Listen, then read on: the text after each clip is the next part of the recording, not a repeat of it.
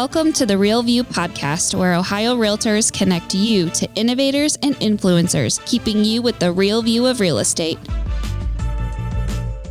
Whether you're a broker, agent, first-time homebuyer, industry leader, or just happen to stumble upon our podcast today, you can expect to hear tips, tools, tricks, interesting information, and so much more from the experts in Ohio's real estate game.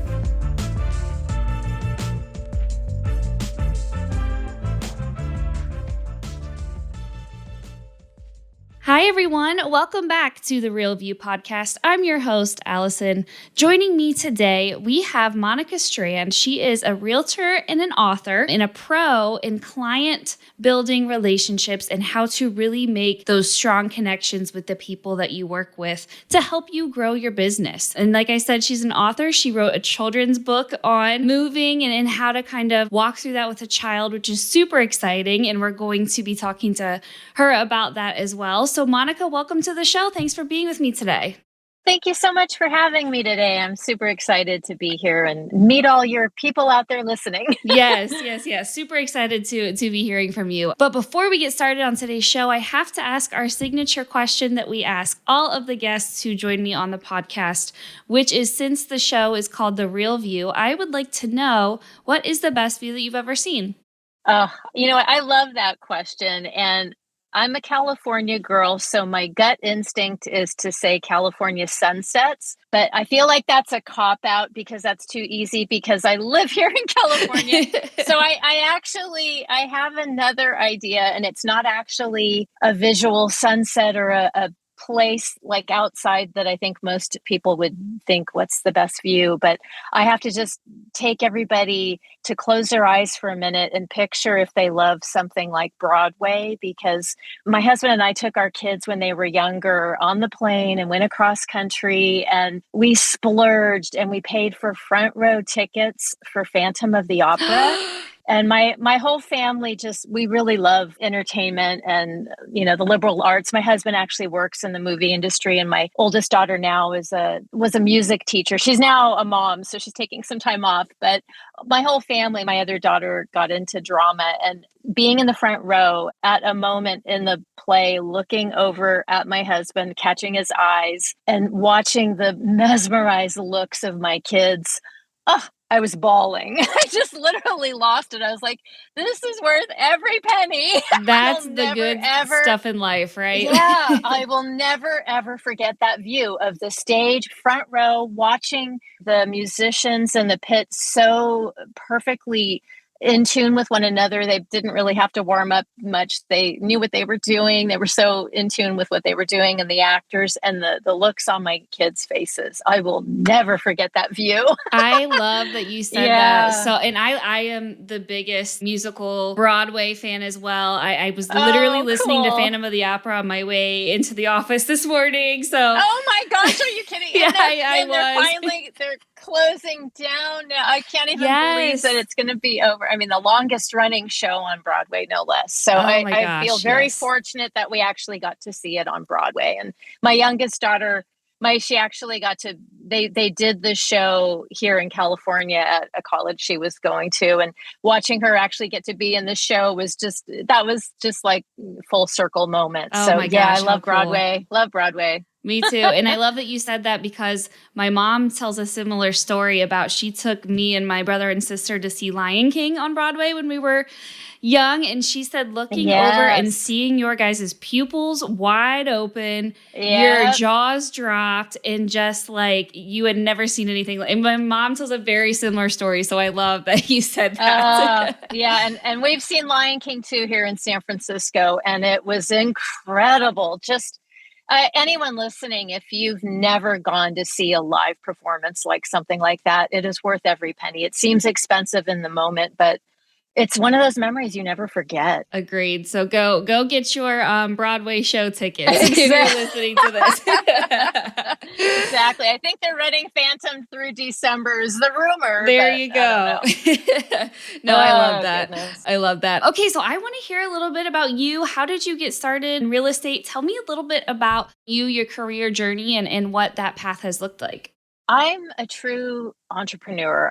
When I was 19, I was heavily into ballet, And rather than going away to a 4-year college at that point in time, I was teaching ballet and loved dancing. And I opened a dance clothing store. And I did that for a few years with another gal who was older than me and had 4 kids. And of course, I wasn't married and had kids yet. And I wanted to franchise and do more, and she didn't. So I ended up walking away from that. And down the road, when I got married, I lived in Los Angeles with my husband, and we owned a coffee house. And then after the earthquake and our first baby was born, we went back to where babysitting was free in the Bay Area. And we ran a fundraising company together for 17 years, helping schools raise money with coffee that we produced ourselves and did custom labels. So I've always been an entrepreneur. And after our kids were older, my husband decided to go back into the movie industry. And I always had a passion about getting into real estate, but I never did it. I took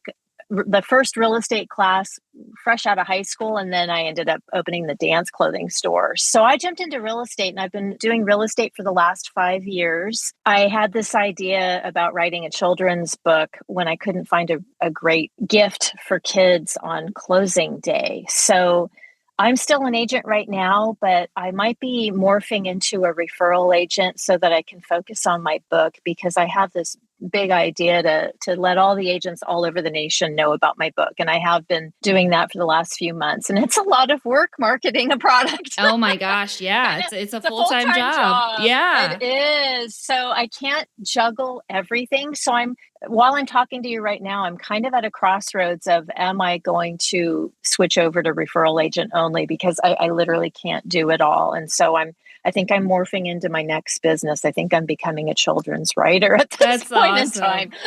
I love the topic too of this. And as I was researching you and learning a little bit more, about you in your book, and you're right. How do you explain move? And I will let you, I don't want to give away. I want you to talk about what the book is about, but just the idea and the concept is something that I don't think I've ever thought about when you think of buying or selling homes, is like the impact that it has on the family and the kids as a whole. So we're going to get into that at the end of this episode, but I want to talk about building client relationships and how important it is to this business. And as realtors, we all know this, right? It's essential, but talk to us about why it is so important to build those strong client relationships.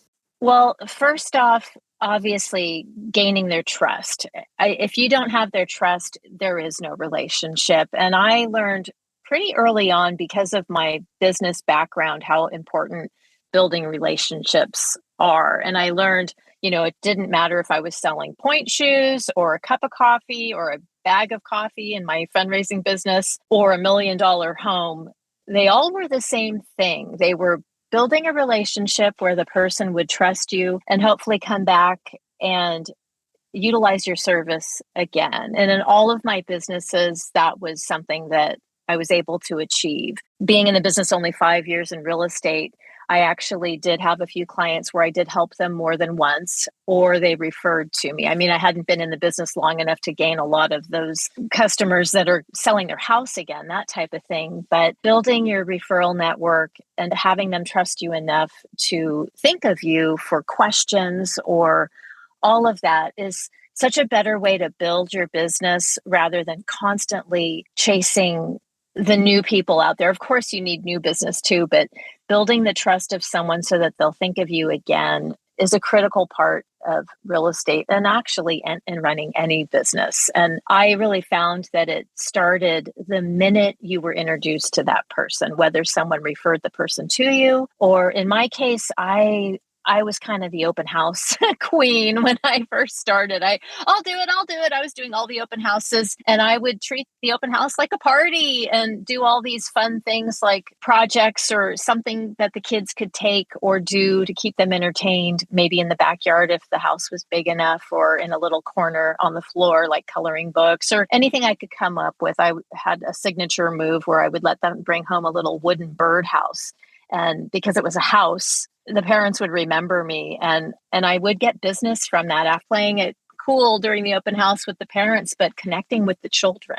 So that was sort of a integral part of me building my business. And they trusted me, it was just a cool thing. There's so many ways to build trust. I mean, again, I think it starts when you first meet them. And for me, and for a lot of agents, especially new agents, it will happen at an open house. The words that come out of your mouth and listening to what they need. That is such a key piece. And then once you actually earn their trust, getting them to sit down with you and taking the time to really learn what they want, if they're especially a first-time home buyer in this situation, let's say, and really, again, listening to what they need and want and following through with finding those things. And I would do things like go open doors and look at properties without the client and see if it would even be a good fit. And, and then videotape maybe a quick little moment and say, hey, I'm thinking about you. I'm on broker tour and I saw this house. And rather than waste their time and show them 10 houses, I got really good at being able to show 5 houses. And a lot of the times it was the first house I showed that was the one that they were going to go after because I listened good enough to know what they want. Weed out the garbage and save them time. A lot of my clients worked in Silicon Valley and they're busy. They're engineers and, high tech, working at Facebook and Google and Tesla and whatever. And time is always critical, especially if they have kids. And a lot of my clients had kids. So you always try to save them time. Always be considerate of what they need. Very, very important. That's so important. And that listening, right? I think that is like such a big thing. And I know as human beings, we aren't always the best listeners sometimes, but just practicing that is so important. And it goes such a long way in dealing with this industry. And I'll be the first to admit, I love talking.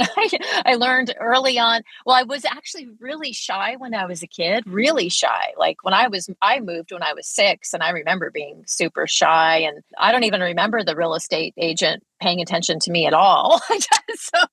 But as I got older and I started teaching ballet, that's where I got my voice. I learned, hey, I need to speak up if people are going to listen to me. And then I realized that listening side is super important. Otherwise, you can't be a good teacher or a good provider of service if you're something like a real estate agent. You need to understand what do they need. Otherwise, the relationship's not going to be there. And a good agent's going to understand that you can't help everybody. They're not all going to be suited for you. So knowing how to walk away if it's not the right fit and maybe match them up to somebody else is also a really smart move with agents. And I think some agents miss that. They're so hungry to have a deal. And maybe these people just aren't the right personalities or something doesn't fit. Then maybe it's not the right match. Maybe you should let it go. Knowing how to say no and helping your clients know how to say no. If they're going to they want to do something that is just not good. Building a relationship means not being afraid to say no. Like if they want to overbid or undercut the seller if they're the buyer or pay for things that they shouldn't be offering, just giving that good advice. That's so important. Yeah, absolutely. Extremely important. And that helps build that trust aspect too. Those are all ideas that I do like before the deal is done. I mean, texting houses or just texting, hey, I'm thinking about you. How are you doing? Do you want to maybe meet on Friday or Saturday to show homes? I have availability, like thinking ahead of the week, because otherwise you get frustrated with clients and they get frustrated with you because you didn't think enough ahead to calendar it in. Hey, we have time for 2 hours on Sunday. Let's gather. Can you get babysitting or do you need to bring the kids? I can give them some coloring books in the back of the car. Like, be thoughtful. Listening and time are 2 words that just really need to be brought to the front in this industry. And I think sometimes it's forgotten. And then during the actual, if they get into escrow, being very thoughtful during the crazy stressful part of escrow and keeping in touch, and then making sure they're feeling validated of their feelings, because there's a lot of feelings going on during a transaction. A lot. And, and a lot of times newer agents in particular, they're running kind of like they're chickens with their heads cut off, waiting for this deal to happen. And if they could just slow down and take a deep breath and think about being in their client's shoes for a minute and think, how are they feeling? Oh gosh, they're probably a little stressed out right about now. They're going to be writing the biggest check of, taking all that money out of the bank and moving it around, and trying to bring the human side back into real estate, because it is a very big process. It is. At closing day, it's not over. That's when the relationship really begins, because one of my favorite things after, especially first-time home buyers, if they moved out of their family's house or they we're in a tiny space, they're probably going to need a lot of things. So one of my favorite things to do was, I didn't run and hide and never see them again. Yay, moving on to the next client mentality. I would say, all right, sometime next week, let's get together. I'm bringing you on a $500 shopping spree. And that would be like one of my closing gifts, would meet them at Home Goods and let them pick out everything they want while I had my calculator adding it all up. And it was such a fun thing to do. And now there's all this stuff in their house that I bought them so that they're going to remember me. And it's also, for the real estate agent, it can be a great marketing tactic. They can videotape the experience and put it on their social media. I was kind of known for doing those shopping sprees with first-time home buyers. It's fun, And it's so true. And now you're spending more time with them. You're spending. Yeah. It shows that you care. You're spending more time with the client. You didn't just buy them some random gift card and bye, I'm done. A bottle of champagne and see you later, right? Yeah. Yeah. Everyone falls into that trap of the same kind of thing. And I mean, some agents may not even give gifts and that's just their style, but I just always love to shower them with gifts. And if you don't want to go on a shopping spree, that's not their deal. Maybe they want a fun little party I've invited all the neighbors from a street, depending on the personality of the client. Some clients are shy and don't want to do that, but it can be a pizza party or a pie party, and everybody just comes to say hello and meet the new neighbor, and they can invite their friends too. And again, now that does open up the door to referral business. So absolutely. And it goes back to kind of what you said, learning and listening and knowing your clients so well to be able to know what they would like, out of that experience. Exactly. Yeah. Like what gift? I don't have that cookie cutter gift I would give my clients. Each one was different. It depended. Did they have kids? Are they shy? Are they outgoing? Would they like me to invite all the neighbors on the street to a party? And then you have to be at the party. You don't leave it to them. You bring the party to them. I mean, that's the fun of it, is make it easy for them. They had enough on their plate. But I think bringing the creativity into real estate has really been the joyous part for me, is bringing creativity in, and how can I make this a cool experience buying a house or selling a house. But I would say a huge portion of these fun ideas were coming from first-time home buyers, because they're the funnest, I think, because they're the most excited. Mm-hmm. They really are. And it's their first time going through this, and it's something that they've waited all their whole life for, to reach that point. Exactly.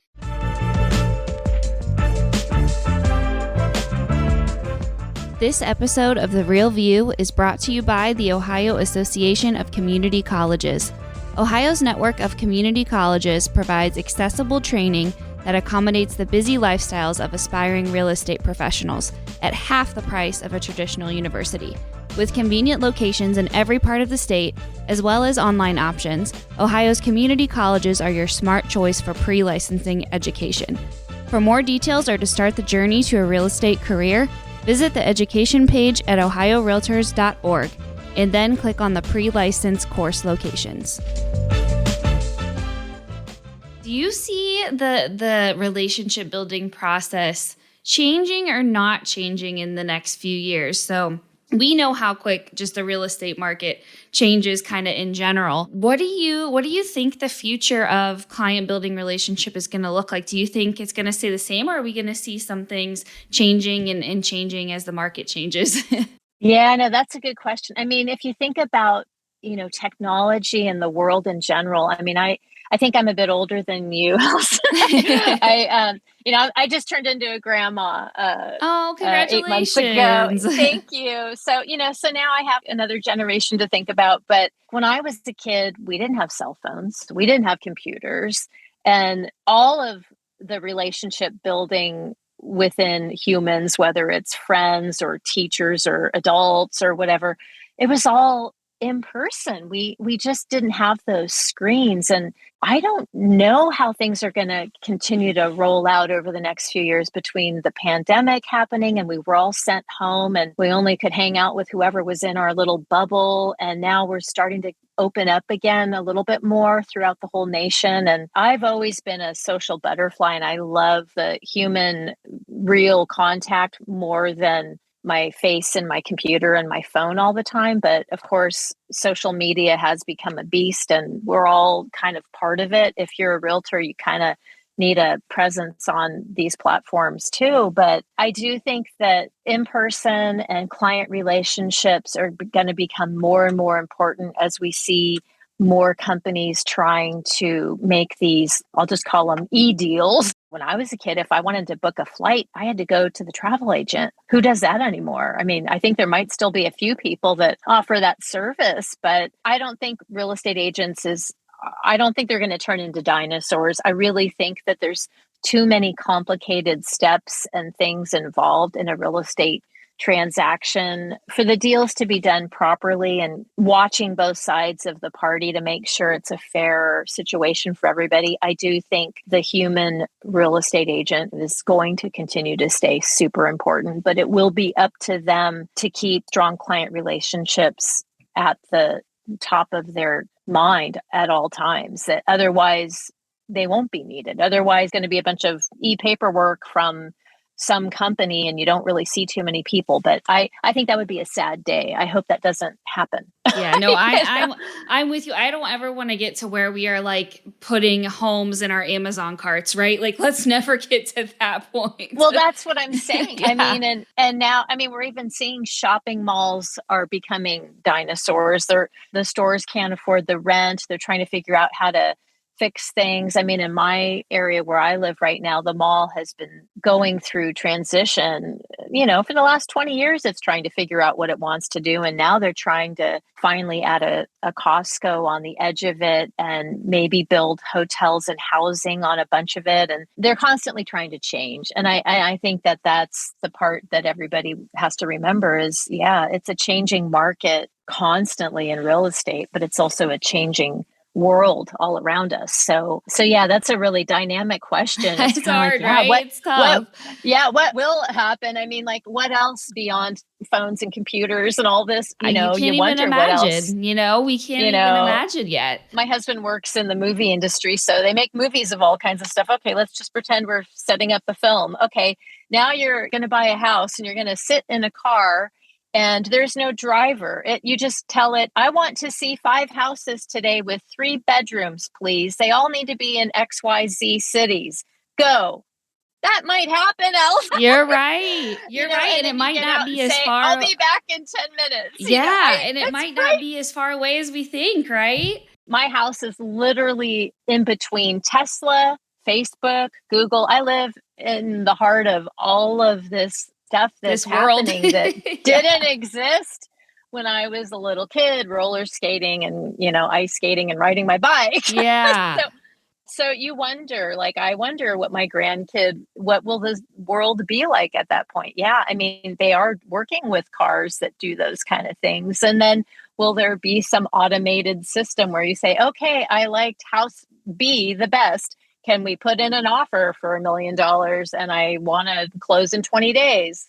Yeah, I hope not. Right. Right. Yeah. But because there's so many variables that would be missed. I know. If a human, not every real estate agent is created equally. Sure, there might be some out there that miss things and don't maybe take the job as highly regarded as others. But I think for the most part, taking care of the client has to come first, and worrying about what's involved in the house. If they're purchasing a house, is there anything hidden? Are we missing something? And e-selling won't catch everything. I agree. So, yeah. I human do think, touch. Yes, I do. Like you said, you said it perfectly, that it's such a complicated transaction that you would hope that you had a real person to help you guide through it. Yeah. I hope it doesn't become like a travel agent scenario. And the computer world has changed so many things. And I know there are some companies already out there trying to minimize how many touches that are being done by an actual human. I mean, somebody has to open the door, but we already have lock boxes and all that. I mean, if they wanted to start letting the general public have numbers and things, that would be frightening. It just shouldn't happen. Let's just say, let's hope it never does. So I want to talk about now your book. We teased it a little bit, but It's such a cool idea and a cool concept. And like I mentioned earlier in the show, something that you almost maybe gets missed a little bit is the impact that moving has on kids. So I want to hear about this idea. Where did it come from? And tell us, tell us the story about the story, we should say. When I was a little kid, I kind of thought I might want to be a children's book writer, but I never did anything about it. I actually, gosh, when I was in high school, I even sent away, I think the place was called the Children's Institute of Literature. And it was, I think, in New York. And it was this humongous, big, fat white binder that I ordered because I wanted to learn how to be a children's writer. And then, of course, I was in high school and I didn't pursue that, but it's still in the back of my mind. And it's funny that coming into the real estate world is where I finally decided to pursue writing a children's book because I was helping clients move, and it was a great house. They were moving from a smaller condo, but on closing day, when I ended up buying just a few random gifts for the kids that they could play with in the backyard or what have you. But when I was searching, I kind of felt like, these aren't perfect for the kids. This isn't quite what I want. But anyway, as I handed over their gifts and stuff, the kids do look a bit nervous moving. It doesn't matter if the house is amazing. It's a scary time. They're being told to move all their stuff into boxes, and there's all this chaos, and they can feel the stress and tension and excitement within their parents, I think, and all that. The children kind of almost get overlooked. They're shorter, so a lot of the eye attention is with the real estate agent, with the parents.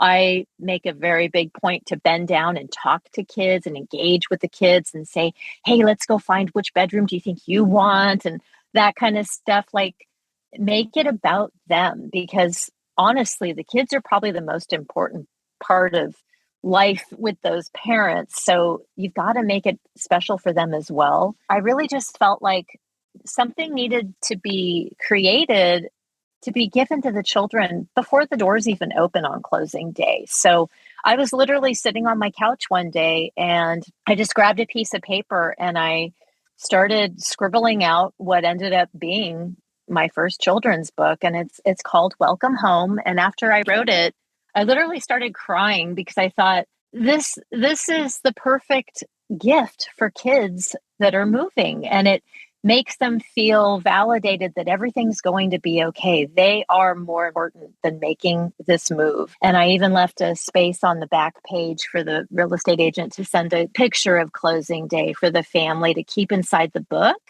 And, a smart agent's probably going to leave their business card inside the flap of the book. So, 7 years or so down the road, this book will probably still be in the kids' bedroom, and hopefully they'll read it over and over. They'll remember the agent, and hopefully the agent will keep in touch other ways too. But the book is a real heartwarming piece to let the child know that, moving is going to be okay. And now it's kind of become my passion project and labor of love to market the book and try to get it out to real estate agents. And I'm starting to really get that to happen now. It's taken some time because it has been a shift for me to try to figure out, okay, am I selling houses or am I selling books or am I doing both? And honestly, it's a lot of work. So I love helping people. And so right now, I think I'm choosing to try to help the real estate industry as a whole, all the agents who are listening that want to give a gift, go ahead and give a nice gift to the family that the child will adore and feel special. No, I think it's so cool. It's such a great idea. Something that's not talked about enough. I at least in my involvement in this industry is the impact moving has on young children. And I wish I would have known about this book. I had two friends with young children who just moved their families into different homes. And I was like, oh my God, I totally would have gotten this gift for them as a housewarming, and I think that's something too that would be just a great housewarming gift in addition to a closing gift. We all know how much families love reading and spending that time with the kids. And I think it's great. So I know you kind of tease a little bit more about becoming more involved with the writing and the marketing of this book. So what's next? Are we going to see maybe another book or so? Yeah, I've already written book 2, but I haven't pushed it out to my illustrator yet, but it is the same characters. I can just say that on the front cover of Welcome Home, the reason the family was moving was mom was pregnant. Book 2 is going to be covering another subject matter that also is very stressful for a child, and that's becoming the big sister or brother. Again, another situation where, oh my gosh, mom went to the hospital to pop out this other kid, Yeah. and they're in denial. They don't want it. Yep. But by the end of the book, it's very heartwarming once again. Oh, So I love that. I've written it, and that's probably, but that'll be more of a broader audience. And I think I'm writing a book about client relationships that's not a children's book for real estate agents, and that is in my head right now as well. I feel like I have a lot of ideas, and they can help seasoned agents that maybe have gotten a tad lazy or not tapping into their creative juices and feeling like I need some new ideas, or a brand new agent who wants some fun arsenal. How can I get creative and really build client relationships? So I'm kind of feeling a bit torn to go that route. Yeah, no, it sounds like a great idea. And absolutely, even just what you've shared today has been very creative, very cool ideas. And just brings that little spice, into, we all get kind of stagnant sometimes, and it just helps electrocute your business a little bit more, which I think is really cool. Monika, tell our listeners where they can find more about you, more about your book. Where can they get in touch with you and find out more? Well, if they're on Instagram or TikTok, I just jumped onto TikTok a few months ago, and it's a little bit more fun and silly, but there's a huge thing called Book Talk. There's a lot of people that write books on TikTok. So I thought, okay, I'll give it a try. So if you just follow at Monika Strand, and I can spell that MONIKASTRAND, and I'm on both of those platforms pretty regularly. I also have the website where the book is, and it's also my name, monikastrand.com. And I would love to give your listeners like a 20% discount code I can set up, and it can just be the word. I think what would be easy is just Ohio 20, and it can be Ohio, all capital letters like your logo, and just the number 20. And I'll set that up, and I can run that, I don't know, maybe till the end of the year or something. And if they want to get a book, and I offer the book not only as just a one purchase, I've designed it so that smart agents or big teams that do a lot of business don't have to keep thinking about, oh, I have to buy a gift. I have to buy the gift for the kids too. I'm selling them in bundle packs as well to save a little bit of money for the agent, but it's a great way to have them in their office ready to roll when they're closing deals with kids. There you go. That makes sense. Yeah. Fun to sell. Yeah, it's fun to sell that way, and it's been working. The agents that are purchasing enjoy that. So yep, there you go. So go check out that book. It's called Welcome Home by Monika with a K. Monika Strand. And and that's amazing. Thank you so much for that discount code too. Definitely check it out. It's a great book. And thanks for sharing everything on the show today, Monika. I know there was definitely some really great takeaways shared today that I know our agents will take with them as they move forward. So thank you so much for joining me on the show today. It's been a pleasure. Thank you for having me. It was real fun chatting with you. I loved it. Yeah, it was great. And to all of our listeners, thank you guys for tuning in. We'll talk to you next week.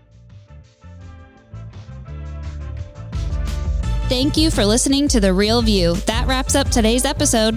You can keep up with the latest on the podcast at ohiorealtors.org/therealview and on Apple or Google Podcasts, Spotify, or wherever you listen.